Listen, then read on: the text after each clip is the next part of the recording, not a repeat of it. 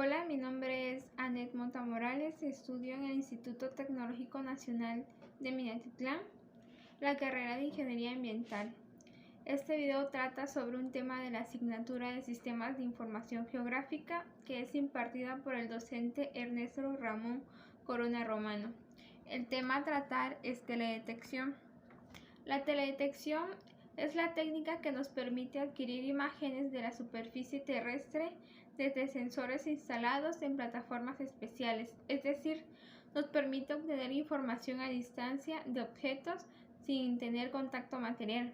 Hoy en día se pueden hacer teledetección con drones, con cámaras especiales e incluso con sensores. Un ejemplo son los ojos. La vista, al ver algún objeto, recibe un haz de luz que es la señal que nos transmite el cerebro para dar la información y poder describir o ver sus características de dicho objeto. Puede ser el tamaño, el color, la forma o en sí describir totalmente cómo es el objeto que estamos visualizando.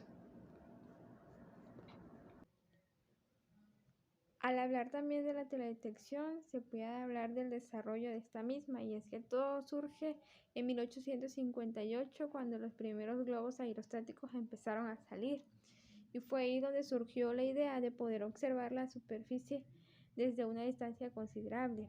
Y en 1903 el primer aeroplano surgió y en él montaron cámaras para poder obtener las primeras fotografías de la superficie. En 1953 el Sputnik 1 fue el primer satélite de la Unión Rusa que fue lanzado. En la década de los 70 la NASA puso en función el proyecto llamado Landsat, y fue en 1972 que los Estados Unidos lanza el primer satélite, lo llamó Landsat 1. En 1802 lanzó el Landsat 4. Y en 1982 el transportador espacial fue puesto en órbita. Sistemas de teledetección espacial. Se entiende que entre la Tierra y el sensor existe una interacción energética, ya sea por reflexión de la energía solar o de un haz energético artificial o emisión propia. De esta forma, se puede decir que un sistema de teledetección espacial incluye los siguientes elementos: la fuente de energía, que es el origen del flujo energético detectado por el sensor; la superficie cubierta terrestre, constituida por la vegetación, suelo, aire o construcciones humanas, y reciben la señal energética y lo reflejan o emiten de acuerdo a sus características físicas. El sensor remoto o sistema sensor es un instrumento que tiene la habilidad de captar información espacial sin entrar en contacto con el objeto de estudio. Es el conjunto formado por el sensor propiamente dicho y la plataforma que lo sustenta. Sistema de recepción. Recibe la información transmitida por la plataforma, se graba en un formato apropiado y luego de realizar las correcciones se distribuye a los intérpretes. ¿Y quién es el intérprete? Es el que analiza la información a través de un tratamiento visual o digital, comprendiendo en un resultado temático o cuantitativo orientado a facilitar la evolución del problema en estudio. Y el usuario final es el que recibe el documento luego de ser interpretado. Todo lo que le acabo de decir ahorita de los 6 principales componentes del sistema de teledetección se puede explicar en este sencillo diagrama. Y es que la fuente de energía, que en este caso es la luz emitida por el sol, que es un sensor pasivo. ¿Por qué pasivo? Porque obtiene la energía rebotada de la superficie. La energía sobrepasa la atmósfera, y en el cual la energía reflejada es captada por los sensores que están en el satélite. El satélite no hace solo el trabajo, sino los sensores que están dentro de él son los que obtienen información y a través la dirigen a un sistema de recepción, que manda la señal que obtiene y la divide en dos tipos de tratamiento: el tratamiento visual y el digital. Todo esto para que llegue a un usuario final con el fin que es de la teledetección, de solucionar problemas. Ahora hay que hablar sobre el espectro electromagnético. que es el que se denomina espectro electromagnético a la organización de la energía de banda según la longitud de onda. Y es que al hablar de energía, se tiene que hablar del espectro electromagnético, ya que los sensores a bordo de los satélites de teledetección son capaces de detectar y de grabar las radiaciones de las regiones no visibles del espacio electromagnético, desde la ultravioleta hasta las microondas. Y en el espacio visible va de los 400 a los 700 nanómetros. En este se encuentran las 7 bandas de colores que son los que forman el arco iris, y es la única banda o región en la que los ojos lo pueden detectar. Y es que desde el punto de vista de la teledetección conviene destacar una serie de bandas espectrales. El espectro visible, que va de los 0.4 a los 0.7 micrones, lleva ese nombre porque es la única radiación electromagnética que puede percibir la visión humana. Fue lo que le dije, que es como los colores del arco iris. El infrarrojo próximo o cercano, de los 0.7 a los 1.3 micrones, también se denomina infrarrojo reflejado y fotográfico, ya que puede detectarse a partir de cintas dotadas de emulsiones especiales. El infrarrojo medio, de 1.3 a 8 micrones, en esta banda se entremezclan los procesos de reflexión de la luz solar y de la emisión de la superficie terrestre. El infrarrojo lejano o térmico, de los 8 a los 14 micrones, incluye la proporción emitida del espectro terrestre. Y es que la energía electromagnética se transmite de un lugar a otro, siendo un modelo armónico y continuo a la velocidad de la luz. Contiene dos campos de fuerza ortogonales entre sí, eléctrico y magnético. Las características de este flujo energético pueden describirse por dos elementos: la longitud de onda, que es la distancia entre los picos sucesivos de una onda; la frecuencia, que es el número de ciclos que pueden pasar por un punto fijo en una unidad de tiempo. Estos elementos pueden inversamente relacionarse con la expresión de la siguiente fórmula, que dice C, que es la velocidad de la luz, es igual a la longitud de onda por la frecuencia. De esta forma se puede afirmar que a mayor longitud la frecuencia es menor y viceversa. Y es que al hablar del espectro se puede hablar de un esquema de una onda electromagnética, y que nos dice que el punto más alto de la onda es donde se mide la longitud del punto más alto, como se puede apreciar en la imagen, al otro punto más alto de la otra onda.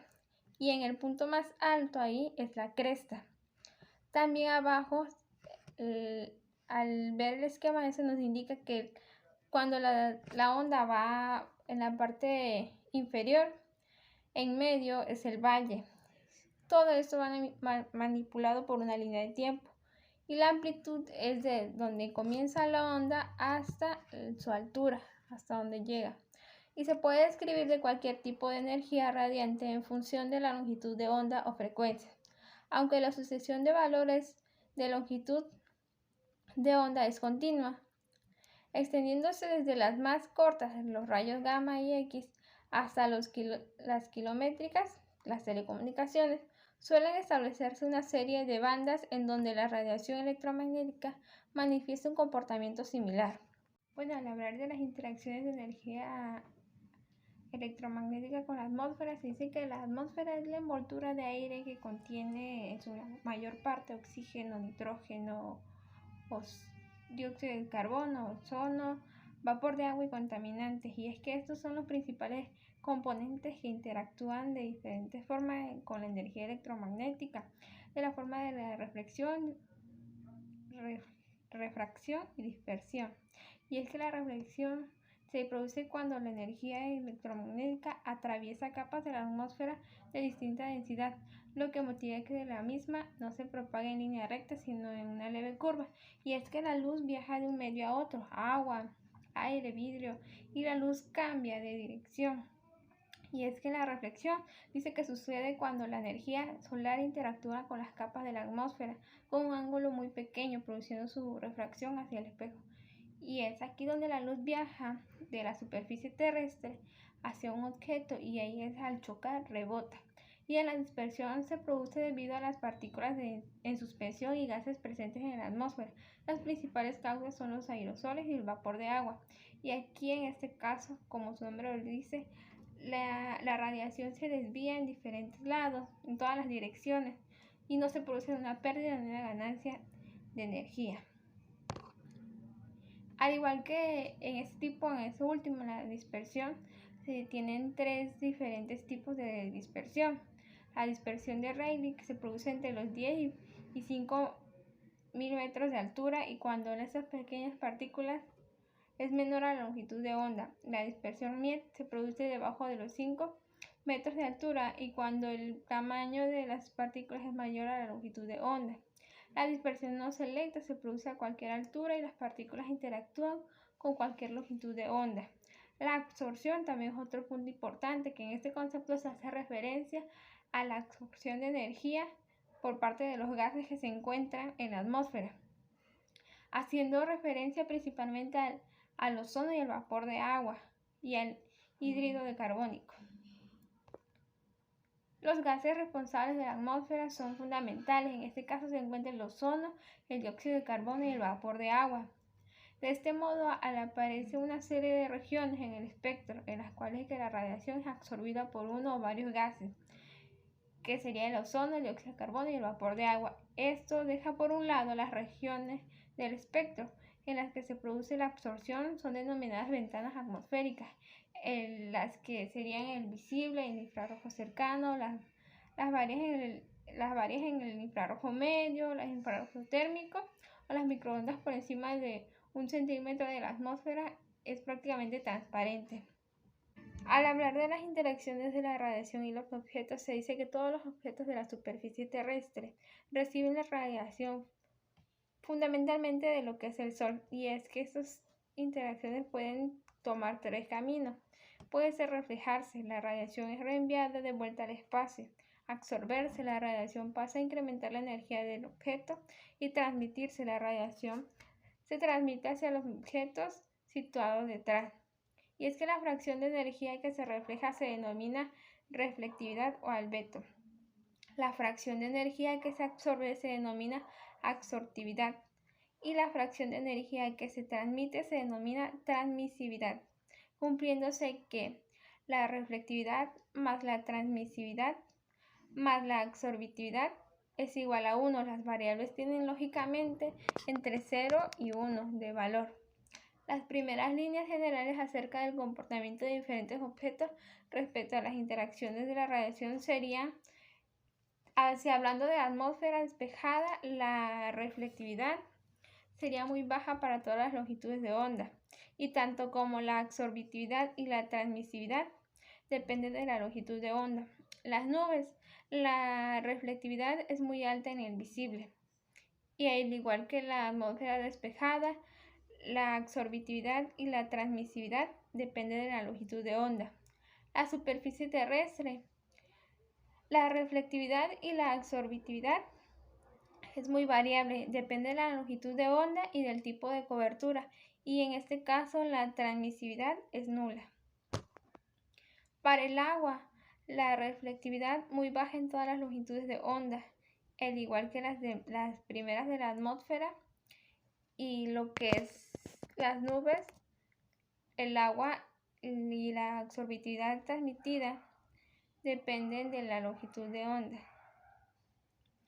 Cada tipo de material, suelo, agua o vegetación, refleja la radiación independiente de una forma distinta, así que no hay problema si nos ponemos a medir la radiación reflejada. Si hablamos de firmas espectrales, se tiene como definición que se obtiene del reflejo de la emisión de energía de distintas longitudes de onda de una forma determinada o cubierta. Va a adoptar las distintas formas en función de las características físicas y químicas de los objetos, que las originan al reflejarse o absorber en menor o mayor medida esa energía. Y es que esta firma, lo que emite el Sol, los sensores lo captan y se dividen en rangos, y cada uno de los rangos va a adaptar o va a reflejar un dato, y es que a partir de esos datos y de los rangos se pueden formar las firmas, y cada uno de los objetos tiene diferentes formas y cada uno tiene diferentes firmas. Y es que aquí se dice que al principio se asume que cada cuerpo o objeto va a poseer una única forma asignatura que lo caracteriza, es decir, una firma. Sin embargo, existen ciertos factores que van a modificar esta firma espectral, y estos serían el ángulo de iluminación solar, que depende de la fecha del año y del momento que pasó el satélite. Las modificaciones que en el relieve introduce en el ángulo de iluminación, como las pendientes de las laterales. La influencia de la atmósfera, especialmente en lo que se refiere a la dispersión selectiva en distintas longitudes de onda. El ángulo de observación relacionado con la órbita del satélite y las características del sensor. Ahora vamos a hablar sobre la respuesta espectral del agua, y es que cuando el agua contiene turbidez, las consecuencias sobre la respuesta espectral va a depender del tipo de turbidez que tiene. Si se trata del fitoplancton, aparecen importantes alteraciones en el verde. Este aumenta y el azul disminuye. La reflectividad de la nieve es completamente diferente a la del agua en todas las longitudes de onda, especialmente en el caso de la nieve fresca, pudiendo incluso saturar los sensores, y es posible confundir que la nieve con nubes altas. Al fin y al cabo forman parte con partículas de hielo, con la salvedad que la reflectividad de la nieve cae hasta cero las longitudes de ondas mayores de 1.4 micrones, mientras que las nubes siguen siendo altas. Ahora, en la respuesta del espectral de la vegetación, una de las tareas más interesantes en la teledetección es la característica espectral de las masas vegetales. Sin embargo, aún ofrecen dificultades con las consecuencias de los múltiples factores que influyen en la radiación finalmente detectada por el sensor. Ellos son los siguientes: la propia reflectividad de la hoja en función de su forma y el contenido de la humedad, las características morfológicas de la planta, como la altura, el grado de cobertura del suelo, que producen una notable modificación en su comportamiento reflectivo. La situación geográfica de la planta, como dependiente, orientación, asociación con otras partes especiales. De la respuesta espectral de la vegetación se tienen dos tipos: la vegetación sana, que tiene una reflectividad baja en el visible, aunque con un pico en el color verde debido a la clorofila. Este pigmento aparece en contracciones entre 1 y 10 veces mayores que otros, como el caroteno. Y hablando de una vegetación enferma, en la que disminuye el infrarrojo y aumenta la reflectividad en el rojo y el azul. Se observa también que la reflectividad de una planta depende de su contenido de agua. Cuando el contenido de agua aumenta, disminuye la reflectividad, ya que aumenta la absorción de la radiación por parte del agua contenida en la planta. Ahora vamos a hablar sobre la respuesta espectral del suelo. Las propiedades espectrales del suelo son relativamente simples. La transmisión es nula, por tanto, toda la energía se absorbe o se refleja. La reflectividad es relativamente baja en todas las bandas, aunque aumentando hacia el infrarrojo. Hay una cierta dependencia entre la reflectividad y el contenido del agua del suelo. Cuando mayor es el segundo, mayor es la primera. Este aumento se va interrumpiendo en aquellas regiones en las que el agua absorbe la energía. Por tanto, mayor sea el contenido de agua en el suelo, mayor va a ser la disminución de reflectividad en regiones. Y es que esto va de la mano, como ahí se dice, que va en aumento las dos, ninguna disminuye. Cuando aumenta la cantidad de agua en el suelo, a la par va a aumentar la reflectividad en todas las regiones. Vamos a hablar sobre las plataformas, y se entiende por plataforma todos los satélites o aviones que transportan los aparatos necesarios para captar, almacenar y transmitir imágenes a distancia a través de sensores. Son los medios donde se ubican los sensores para obtener la información necesaria. Ya que hablamos de plataformas, tenemos que hablar de los sensores, y es que los sensores es un instrumento que tiene la habilidad de captar información sin entrar en contacto con él. Puede captar información para diferentes regiones del espectro, y cada una de estas regiones se denomina canal o banda. Y es que en las plataformas, como se ha dicho ya, se mandan los sensores y a través de ellos se obtiene información que es de gran utilidad. Se pueden tomar imágenes y todo esto con el fin de solucionar algún problema. se clasifican en pasivos y en activos. Los pasivos son aquellos que pueden registrar la información a través de la energía emitida o reflejada con los distintos objetos, siendo el origen de esa la energía una fuente alejada al sensor. Los activos son aquellos que pueden registrar la información a través de la energía reflejada por los distintos objetos, siendo el origen de esta el propio sensor. Y aquí en la imagen se puede observar como un ejemplo de energía de sensor pasivo puede ser el sol, ya que en esa la energía emitida lo refleja los diferentes objetos. Y en la activa se puede reflejar el mismo sensor, ya que en este se origina la energía y la refleja a través de la energía obtenida del mismo sensor a los diferentes objetos. Y si hablamos de la clasificación y nos enfocamos en los sensores pasivos, se tienen los sensores fotográficos. Y es que en ellos su función se basa en la impresión de un objeto sobre películas fotosensibles. Las cámaras se pueden utilizar para obtener fotografías, se denominan fotogramétricas. Son cámaras especiales que tratan de minimizar la deformación en las fotografías. Y a través de ellas se subdivide en un controlador que sincroniza la toma de imágenes con la velocidad del avión, con el objeto de lograr la captura total aérea, y el periscopio, que controla el rumbo del avión evitando que se desvíe del área que debe fotografiar. A través también de estos otro sensor pasivo sería el de barrido. En este lente efectúa un movimiento sincronizado de barrido con la velocidad del avión. Otro sensor sería el multiespectral. Este se puede obtener 6 fotos de un mismo objeto, pero en distintas regiones del espectro electromagnético. También otro ejemplo de un sensor pasivo serían los sensores óptico-electrónicos. Estos combinan una óptica más o menos similar a la de las cámaras fotográficas, pero poseen un sistema de detección electrónica que les permite transmitir a distancia las imágenes captadas en el tiempo real. A través de estos sensores óptico-electrónicos se tienen estos tres tipos. La intensidad de la luz, el ILR, consiste en un tubo que contiene un sistema multiplicador de electrones con un dispositivo de observación en un extremo y en una lente del otro. El sensor térmico capta la energía emitida por los objetos desde los 2.525 grados centígrados hasta los menos 175 grados centígrados, que se distribuyen en las regiones del infrarrojo medio y lejano. Y los exploradores de barrido constan de un espejo móvil que oscila perpendicularmente a la dirección de la trayectoria, que les permite explorar una franja del terreno o a ambos lados de la traza del satélite. También se tienen estos dos tipos: los exploradores de empuje, que en los equipos del oscilante es reemplazado por una cadena de detectores que cubre todo el campo de visión del sensor. En esto va funcionando con el movimiento del satélite, de ahí el nombre de empuje, porque esa cadena de detectores que va cubriendo todo el campo va haciendo que conforme se va moviendo, va empujando y va explorando toda la órbita satelital. La cámara de Vidicon es un sistema muy parecido a la cámara de televisión, que puede trabajar en forma pancromática o multibanda.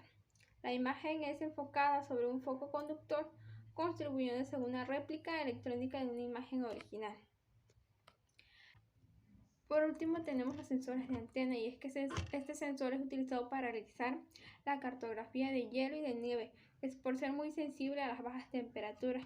Dentro de estos sensores se encuentran las microondas, y es que va a operar dependiendo del rango del espectro en las ondas, principalmente en las ondas largas.